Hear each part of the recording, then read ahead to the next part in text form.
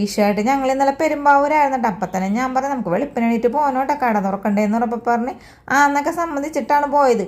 ആളവിടെ ചെന്നപ്പോൾ എന്ത് ചെയ്ത് വിഷയം മാറ്റി. വെളുപ്പിന് ഞാൻ തോണ്ടി വിളിച്ചപ്പോൾ പറയണേ എടി ഇന്ന് കട തുറക്കണ്ട, കാരണം ഈ വിഷയമായിട്ട് ആൾക്കാർ നാട്ടിൽ പോയിട്ടേ വന്നിട്ടുണ്ടാവൂല എന്ന് പറയും.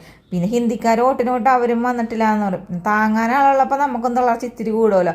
പിന്നെ ഞാനവിടെ കിടന്നുറങ്ങി. 10-11 മണിയായപ്പോൾ വന്നതുണ്ട്. വന്ന വഴിക്ക് നമ്മൾ മീൻ മേടിക്കണം. അവിടെ നിന്ന് 1/2 കിലോ ചെമ്മീൻ മേടിച്ചിട്ടാ. പിന്നെ ഞാനോർത്തെ ചെമ്മീൻ റോസ്റ്റ് മാത്രമായിട്ട് എങ്ങനെ ഉണ്ടാക്കും ഉച്ചക്കലത്തെ ചോറിന്, എന്നാൽ പിന്നെ മാമ്പഴപ്പുളിശ്ശേരി ഉണ്ടാക്കാമെന്നും പറഞ്ഞ് നേരെ കടയിൽ പോയിട്ട് ചന്ദ്രക്കല മാങ്ങയും തേങ്ങയും തൈരൊക്കെ മേടിച്ചുകൊണ്ടൊന്ന്. എൻ്റെ പൊന്നോ സത്യം പറയാം ഇതിന് നല്ല മണോടോ. എൻ്റെ പൊന്നു കണക്കോതിയായിട്ട് ഒരെണ്ണമൊക്കെ ഞാൻ വെറുതെ കഴിച്ചിട്ടാ, ബാക്കിയുള്ളത് കറി വെച്ചാൽ മതി എന്ന് ഞാനും വിചാരിച്ച്. പിന്നെ കഴുകി വൃത്തിയാക്കി അതിൻ്റെ തൊലിയെ കുലിച്ച് ചട്ടിയിലേക്ക് ഇട്ട് കൊടുത്ത് പിന്നെ കുറച്ച് ഉപ്പിട്ട് മഞ്ഞപ്പൊടി ഇട്ടിട്ട് മഞ്ഞപ്പൊടി ഇട്ടപ്പോൾ ഇച്ചിരി ഒന്ന് കൂടിപ്പോയി. സാധാരണ കയ്യിലൊക്കെ ഇട്ടിട്ടാണ് ഇടുന്നത്, ഇതങ്ങനെ തന്നെ കുടഞ്ഞിട്ട്. പിന്നെ ഞാനോർത്ത് തേങ്ങ അരക്കുമ്പോൾ മഞ്ഞപ്പൊടി ഇടണ്ടാലാന്ന് വിചാരിച്ച്. പിന്നെ ഒരു 2-3 പച്ചമുളക് അങ്ങോട്ട് അരിഞ്ഞിട്ടിട്ട് കൈ കൊണ്ട് ഇതേപോലെ ഒന്ന് ഞൗടി കൂട്ടിയിട്ടാ. ഇങ്ങനെ ചെയ്തിട്ടുണ്ടെങ്കിൽ കറിക്കൊരു പ്രത്യേക ടേസ്റ്റ് ഉണ്ടാവും. അതേപോലെ നല്ല കുറുകലും കിട്ടും. ഞാൻ കുറച്ച് വെള്ളം ഒഴിച്ചിട്ട് വേവിക്കാനായിട്ട് അടപ്പിലേക്ക് വെച്ച് കൊടുത്തു. ആ സമയത്ത് ഒരാൾ വന്നിട്ട് പറയണേ എടി ചോറായ കറിയായെന്ന്. എനിക്ക് അങ്ങനെ ദേഷ്യം കയറിയിട്ടുള്ള കാരണം എന്താണെന്നറിയാമോ, ഞാൻ ഈ വീഡിയോ എടുക്കേണ്ടിട്ടില്ല ആരെങ്കിലും വന്ന് എന്നെ ഡിസ്റ്റർബ് ചെയ്താൽ എനിക്ക് ദേഷ്യം കയറി കേട്ടോ. പിന്നെ ഒന്നും നോക്കിയില്ല. അനിയത്തി അടുത്ത് വരെ മനുണ്ടായിരുന്നു. അപ്പം ഉമ്മ കുറച്ച് സേമിയ പായസം ഉണ്ടാക്കിയത് അവളുടെ കൈ കൊടുത്തിട്ടുണ്ടായിരുന്നു. ഞാനും അവളൊപ്പമാണ് വന്നത്. അപ്പം ആ സേമിയ പായസം എനിക്ക് തന്ന കാരണം ഞാൻ എന്നത് പുള്ളിക്കാരൻ അത് ആ ഗ്ലാസ്സിൽ വെച്ച് അങ്ങോട്ട് കൊടുത്ത് അവിടെ കിടക്കട്ടെ മത്ത് പിടിച്ചിട്ട്.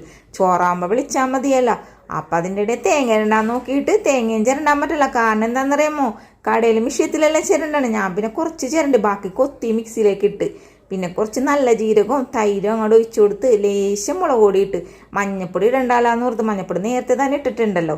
പിന്നെ ഞാൻ കുറച്ച് കറിവേപ്പില ഇട്ട് എല്ലാം കൂടി അടിച്ച് കലക്കിതേ നമ്മൾ ഈ മാങ്ങയിലേക്ക് ഇട്ട് കൊടുത്ത് ഇച്ചിരി കുളം പഞ്ചസാരയും ഇട്ട് ലേശം ഉപ്പ് കുറവുണ്ടെന്ന് അതും ഇട്ട് ഒന്ന് നോര പൊട്ടിയപ്പോഴേക്കും തീ ഓഫ് ചെയ്തിട്ടാ. ഇനി കടുക് വറുക്കാനായിട്ട് വെളിച്ചെണ്ണയിലേക്ക് കടുകും ഉലുവയും വറ്റൽമുളകും കറിവേപ്പിലയും തീ ഓഫ് ചെയ്തിട്ട് ലേശം മുളക് പൊടി ഇട്ട് താളിച്ചൊഴിച്ച് ഇനി നമുക്ക് ചോറ് വയ്ക്കാം അല്ലേ.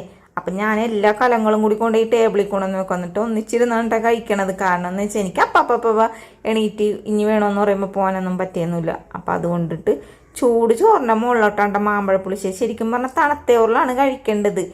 അപ്പം ഞാൻ ഓർത്തേ ഇത് ഇച്ചിരി എടുത്ത് വെച്ചിട്ട് നാളെ പഴങ്കഞ്ഞിയുടെ വീഡിയോ അങ്ങനെ എടുക്കാം എന്ന് വിചാരിച്ചൊക്കെ ഇരിക്കണേണ്.